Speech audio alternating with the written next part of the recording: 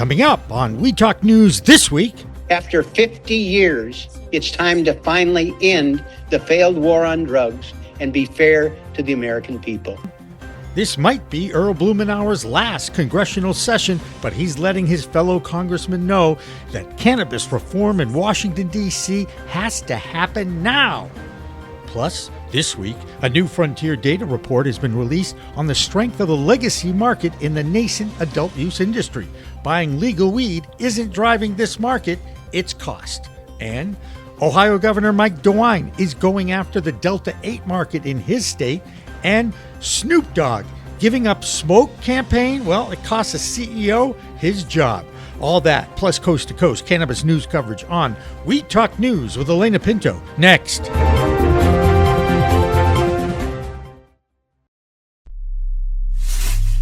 We are Pro-Cannabis Media.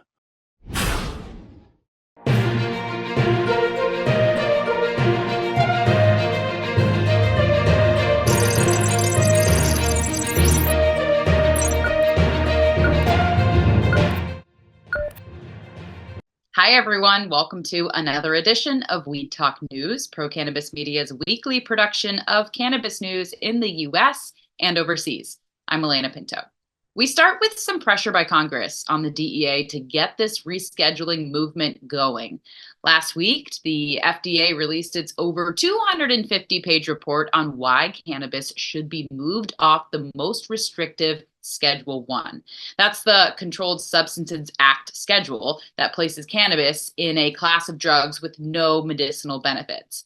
This is counter to the facts that show science and research that this plant medicine has already saved the lives and changed the lives of thousands because of its medicinal qualities.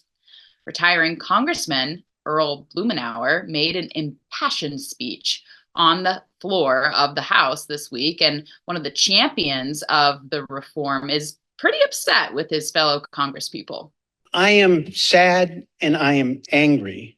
I've been working for 50 years leading the effort to end the failed, unfair, cynical, dangerous war on drugs that targeted Black people, that discouraged the legal use of a therapeutic good, something that could have enriched our economy, instead criminalized behavior, had unintended consequences, and continues to fail us today. We have a situation now where the state legal cannabis companies have to pay their taxes with shopping bags full of $20 bills because we still deny them access to banking services. That's not just unfair, it's insane. It promotes money laundering and it inhibits the opportunity of enterprises that are legal now for most of Americans. Blumenauer continued to rip the process of the vilification of cannabis and why moving it off Schedule 1 is only the first step towards legalization and acceptance. As we have reported in the past many times, according to the latest Gallup poll, 70% of Americans want it legal. So has the latest recommendations from the FDA to the DEA changed anything? Skeptics say no. Andrew Behringer has more from our nation's capital. Hello, my name is Andrew Behringer, and this is the DC Area Report for We Talk News. New development in the push to reschedule cannabis at the federal level. The U.S. government has released over 250 pages of documents confirming the Department of Health and Human Services has advised the Drug Enforcement Administration to place cannabis in Schedule 3 of the Controlled Substances Act. Schedule 3 currently includes substances like ketamine and Tylenol with codeine. This HHS review found cannabis has accepted medical use and less potential for abuse than drugs in Schedules 1 and 2. Cannabis is currently a Schedule 1, which includes drugs like heroin. Cocaine is an example of a Schedule 2 drug. Currently in the United States, over 30,000 healthcare professionals currently recommend medical cannabis to over 6 million registered patients. In a statement, HHS Secretary Xavier Becerra, in reference to the DEA, said, quote, "We put it all out there for them. We continue to offer them any follow-up, technical information, if they have any questions. Several former DEA administrators wrote to the Attorney General opposing the move. Now the decision still ultimately lies with the DEA, which is still weighing this recommendation. Oregon Congressman Earl Blumenauer called this move a welcome progress towards ending cannabis prohibition. Now in hemp news, have you ever wondered how much hemp you would have to smoke to get high? A Department of Justice researcher says you need to smoke a telephone pole-sized joint to get high from hemp exceeding the federal threshold of 0.3% THC. The current definition faces scrutiny as experts criticize the arbitrary limit. A 2022 study found most tested hemp products surpassed the 0.3% THC threshold, causing issues for legal farmers. As Congress negotiates the next farm bill, industry groups push to raise the THC cap to 1%. Other priorities include allowing CBD in supplements and ending hemp license bans for prior drug offenders. In Maryland news, Maryland's first round of adult use cannabis business licenses has hit delays, leaving the over 1,700 applicants waiting longer to see if they are among the 179 selected. The state was supposed to hold a lottery after the December application deadline for conditional approvals, which were expected to be announced in early January. But Maryland regulators have pushed back that timeline to February 14th without yet explaining what prompted this setback. We will continue to keep you updated on this situation. Well, that's going to do it for the DC Area Report for this week. Once again, I'm Andrew Behringer reporting for We Talk News. With this positive pressure and momentum building in the first month of the new year, many advocates are hoping that this is the end of the market correction in cannabis. Investment capital should open up again, and the public stocks responded positively. Here's our man, Doug Miller, who is high on Wall Street. I'm Doug Miller from High on Wall Street with this week's Cannabis Stock Report for Weed Talk News. Canopy Growth announces a private placement offering of $35 million. The purpose of the offering is to provide the company with additional liquidity to further strengthen Canopy Growth's financial position. Proceeds are expected to be used to pay down debt, which is consistent with the company's strategy for overall debt reduction, as well as for working capital and other general corporate purposes. Now, let's see how this is going to affect the stock chart. It is trading around $4.44, and it looks like it's setting up to run. So watch for dips and trade safely. And that's this week's Cannabis Stock Report. Reporting for Weed Talk News, I'm Doug Miller. Next up, that New Frontier data report on the popularity of the legacy market. In 2022, the legal adult use market in the United States sold $28 billion of weed.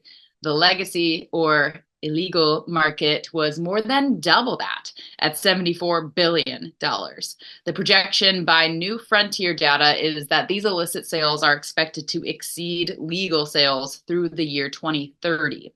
The report does offer some hope that if some educational initiatives that dispel the stigma are introduced, including the medicinal benefits of the plant, and explanations about the safe, legal, and responsible use of the medicine, all this could impact the decline of legacy market. Of course, you still won't see or hear about any public service announcements because, after all, it's still an illegal federal product. Still, that hasn't stopped the movement of artificial intelligence impacting the industry. Karen Black has more on that development in her Arizona report. I'm Karen Black from Greenfinger Consulting with the Arizona Cannabis Report for Weed Talk News. There's a bot for that, and yes, I mean cannabis.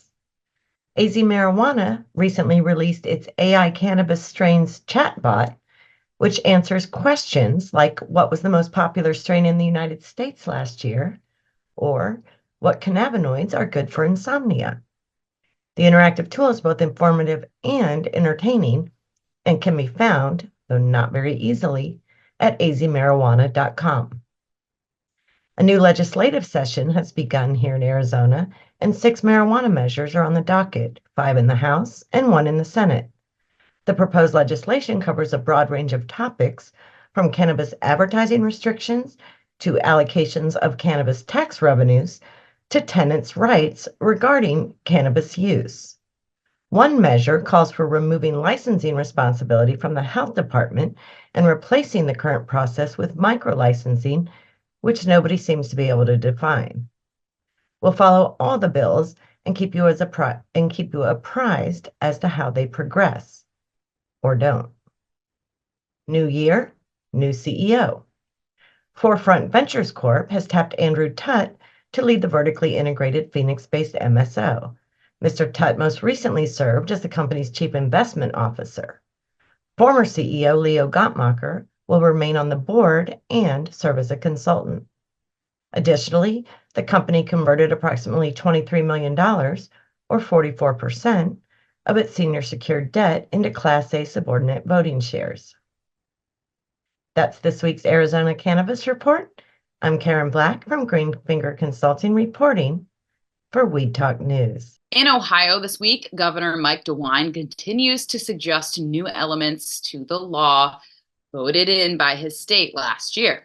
Our man in Ohio is Harry Bernstein, who is right in the middle of this ongoing battle between constituents and their elected officials. This is Harry Bernstein with Verde Compliance Partners and the Ohio Cannabis Report for Weed Talk News.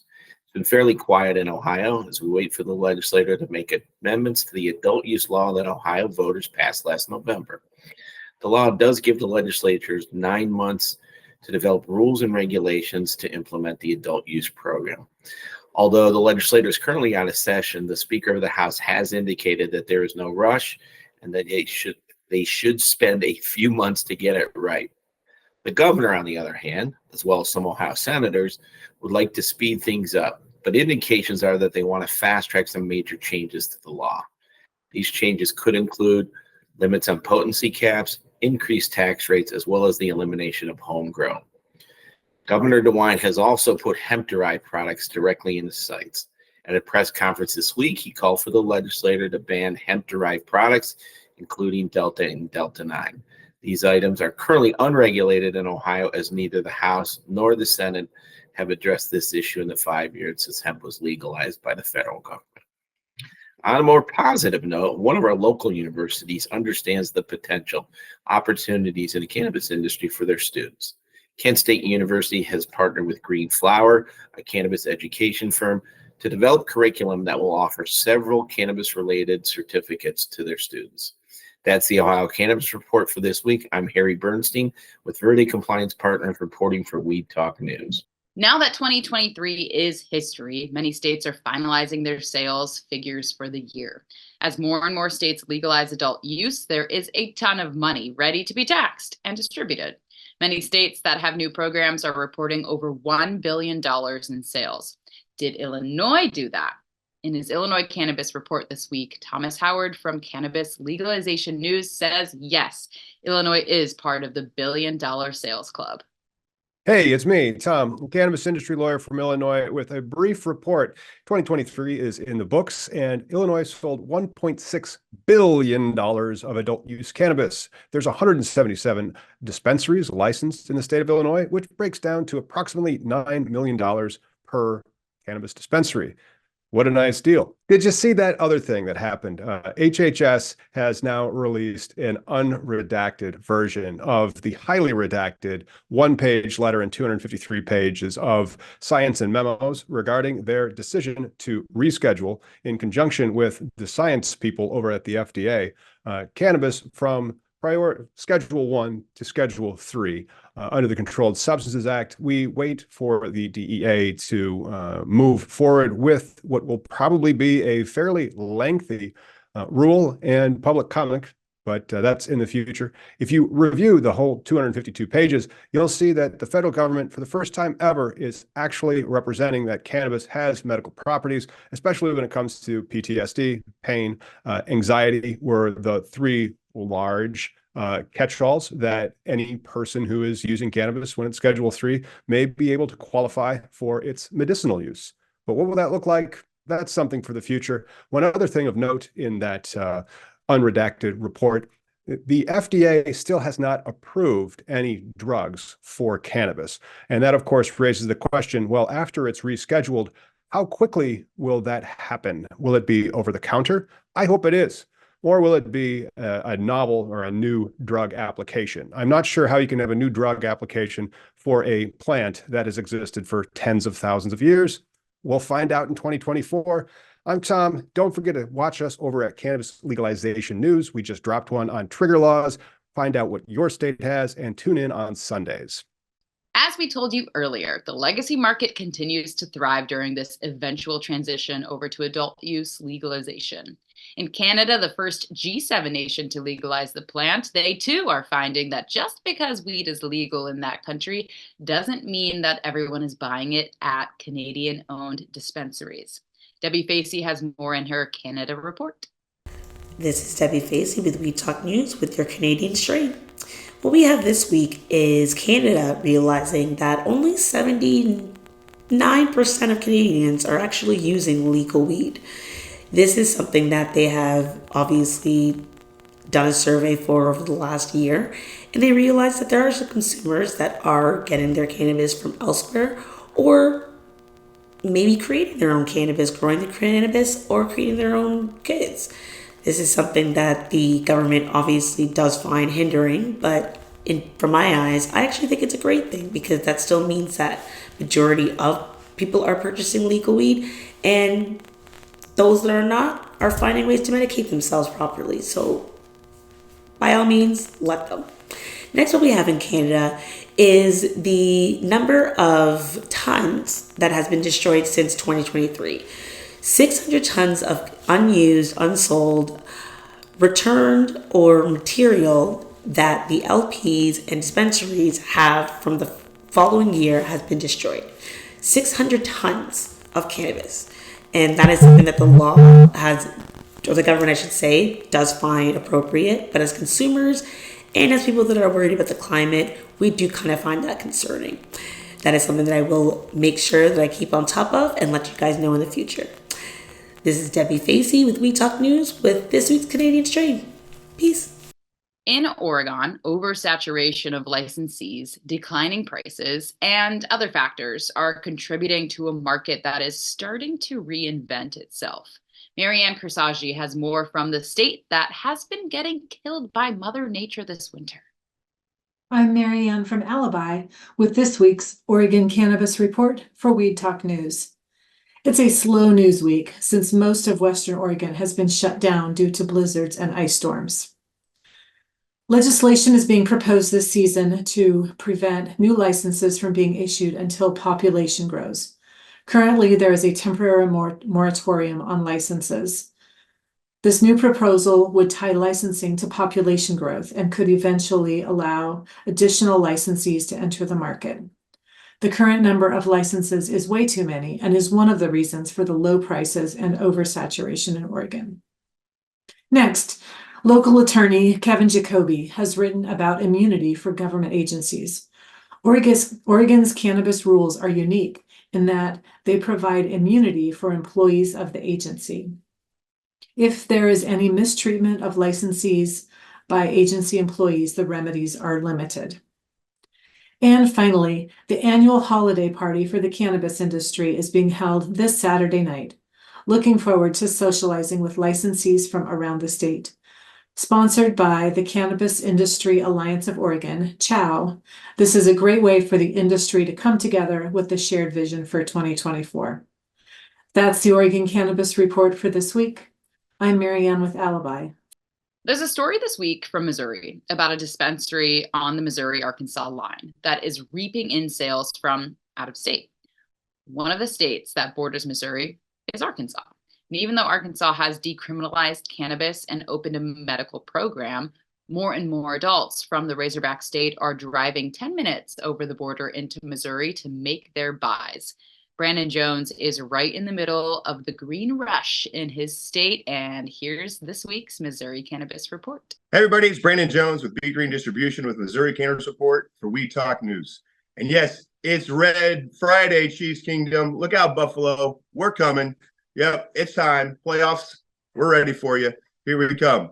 But back to cannabis law here. So a big story that came out this week. Actually, the Missouri legislators are pushing back on adding marijuana to the workers' comp law here. So there's two bills that are getting brought to legislation that's going to continue to keep cannabis as part of workman's comp. So just let me give you an example. So let's say you take a gummy on Saturday night to help you sleep. You go to work on Monday, the ceiling falls down and hits you. They tell you have to go get tested for cannabis. Now you lose 50% of your benefits. One of the people that is proposing this is Ray McCarty, the president and CEO of the Associated Industries of Missouri. And I have a little bit of a secret inside to this. I actually went to Jeff City with 6 other people and got given a sobriety test by the police inside the station after a baseline test, 20 milligrams, and then I took 250 milligrams, 150 of that being RSO, and was given a full sobriety test. Blood pressure, heart rate, all of that stayed the same. I was quote unquote an anomaly, and 3 of the 7 of us during that study were actually told we were outside of the scope and we acted how we should not have acted, and the thing didn't follow what the law should and how we should be acting if we took that much cannabis. Ray McCarty actually said, quote, "There's no medical evidence that if you have it in your bloodstream, you are not somehow affected," unquote. So he's still saying that if you took a gummy on Saturday night, that you're affected on Monday morning at work when the ceiling falls on you. So lots of laws got to be addressed, talked to. Let's figure this out here, Missouri. We need to push back. Workman's comp, if you take a gummy on Saturday night, you should not lose 50% of your benefits on Monday morning. So I'm Brandon Jones with B Green Distribution with the Missouri Cannabis Report. Everybody stay educated, stay medicated, and don't choose. Even though New Jersey's new legal adult use cannabis market is growing, that state continues to debate the advantages of home grow and how to combat the legacy market that's thriving there. The first thing that state is doing is increasing the fines and punishments for running illegal dispensaries. Jill Goldsberry has more in her weekly New Jersey Cannabis Report. Hi, Jill here with the news for the Garden State Report. And if you're shopping at any of the illegal dispensary shops in New Jersey, there's a countdown to the shutdown. Best believe. New Jersey is cracking down on illegal cannabis sales, and the most recent offender to be taken down is Daniel Kessel, 37, of Toms River, New Jersey, who operated Bud Hub from 2020 to 2023. During that time, Mr. Kessel was arrested and charged on 3 separate occasions, according to the Ocean County Prosecutor's Office. Police seized over $500,000 in cash on several different occasions from his accounts during his last arrest. Finally, Kessel pled guilty to several charges, including conspiracy to maintain a controlled dangerous substance, production, and failure to pay income tax, as well as conspiracy to distribute cannabis. Across the river, Governor Hochul has been cracking down for weeks on illegal dispensaries. The latest situation that they're working on in New York is the situation around ConBud, which is a legal licensed dispensary in the Delancey Street area on the Lower East Side. There are approximately 30 illegal dispensaries right in that area. So if you're confused about the legality of a dispensary, we want to just let consumers know that you can verify where you're purchasing your products from. You can go to the New York dispensary verification site, or go to New Jersey, or in New Jersey, you can go to the Cannabis Regulatory Commission website, CRC, and they will have a list of all the legal dispensaries in the state. I'm Jill with the New Jersey Report. Thanks for watching. Oregon and Washington State have been getting hit hard this winter by Mother Nature, and needless to say, that can have quite an impact on growing cannabis outdoors, even this time of the year. Matthew Friedlander is right in the middle of it in Washington State, and here's his report this week.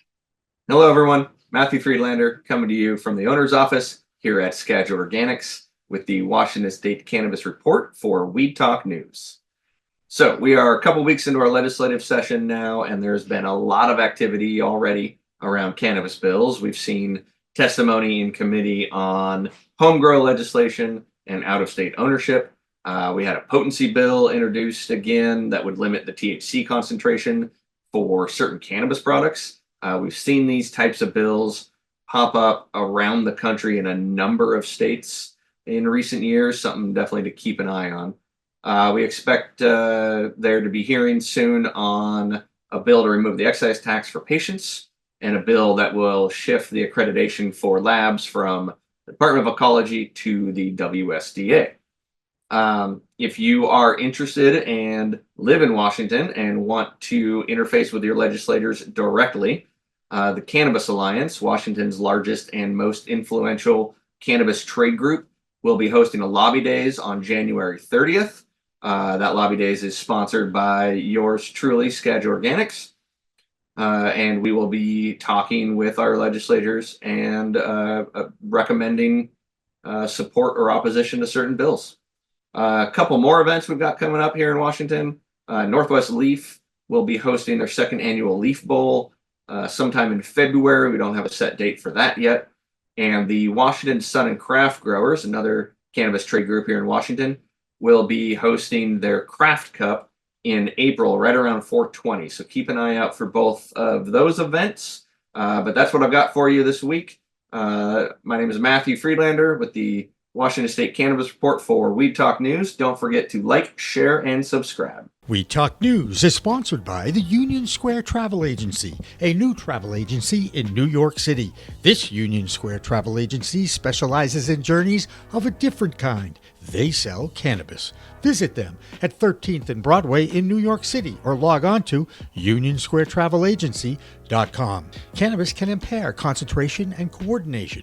Do not operate a vehicle or machinery under the influence of cannabis. Concerned about your cannabis use? Text HOPENY or call 1-877-8-HOPE-NY or visit oasas.ny.gov/hopeline.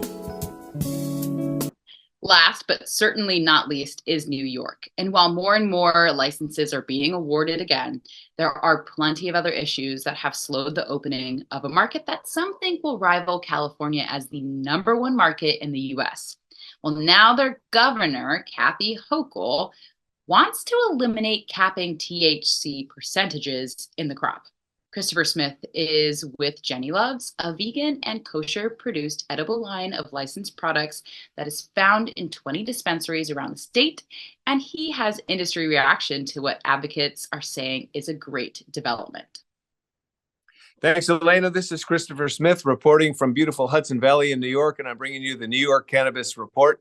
I'm at the Jenny's manufacturing facility up here in Stuyvesant. I've got two big stories here from New York. Maybe not so big stories. One small story, one real big one, actually. Here you go. The first story is about getting registered organizations licensed for adult use. And so what does that mean? A registered organization here in New York simply means it's a multi-state operator that has been controlling the medical market for these last several years. They're vertically integrated, and they also have the ability to grow indoor. Only them. So there's a little imbalance here in the market, which really has to do with the ROs. But so that what's happened this week is 2 of the ROs have been approved to join the adult use market. Now, you might think here at Jenny's that we might even be threatened by that, but in fact, it's an opportunity for us. And here's why. Because each of the ROs, there are 5, each of the ROs has the ability to have 3 dispensaries. That means 15 new dispensaries and new opportunities for us to have product on their shelves. And to that last point, they are required to have a large percentage, actually, of New York products, not just their own products, but New York products by New York processors. So lots of new opportunities for the New York processors, and we're looking forward to the ROs all joining. And here's the last thing. An RO who gets a license here it's going to cost them $20 million eventually. The pay in, the VIG, the table stakes, is $5 million. So the OCM has managed to make itself $10 million by approving these 2 ROs this week. So hooray for them and hooray for the tax coffers. Leading to taxes is actually the next story. The governor, our Democratic governor, Kathy Hochul, in her 2024 budget has proposed to eliminate the potency tax. Now, what is the big deal about the potency tax? First of all, we've all heard that a potency tax is basically a higher tax based on higher THC in the products. And now some people might think that's a good way to raise money and it's a reasonable solution to taxing cannabis products. But in fact, it's complete lunacy. It's complete idiocy to charge more money for a more productive, higher quality product. Complete lunacy. Imagine if Serena Williams got taxed or if she got penalized for having a harder serve. Imagine if Sha'Carri Richardson got penalized for being faster down the track. Imagine if Elon Musk got penalized for being faster up to the space station. Imagine. It's un-American. It's inconceivable. It's anti-capitalist, and it needs to stop. Well, finally, it's going to stop here in New York. But there are more practical reasons why in New York, why the potency tax is a real problem. First of all, the potency tax has to be paid by the processor. The processor is in the middle of the supply chain, right? There's the cultivator who grows, there's the processor who makes, and there's the retailer who sells. The processor has to pay the product, has to pay the tax. The processor has to pay a higher tax when the cultivator does a good job. The processor has to pay a higher tax when he or she does a better job and creates a higher quality, better product. It's completely unfair and out of balance. It keeps us from hiring new people. It keeps us from buying new equipment. It keeps us from innovating and continuing to have New York be a rising market.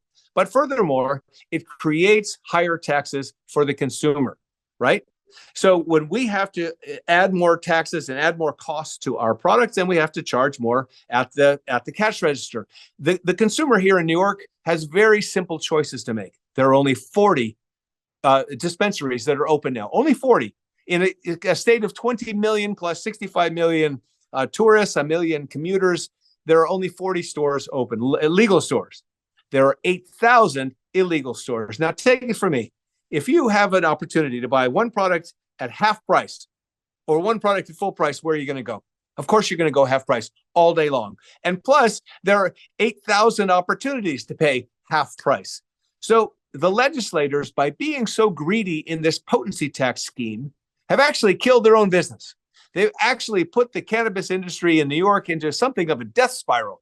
And thank goodness Kathy Hochul has finally got a hold of it. She's going to turn it around. There's going to reduce the entire taxes in New York, but from 38% to about 22%, still high, but certainly not. It's certainly cutting it in half, and it's certainly going to make a big dent in the ability of the illegal shops to serve customers with half-price stuff that's not tested and it's overtaxed. So it's a big move forward for us here in New York, and we're really looking forward to a really, really high trajectory and a steep trajectory as we build business in 2024.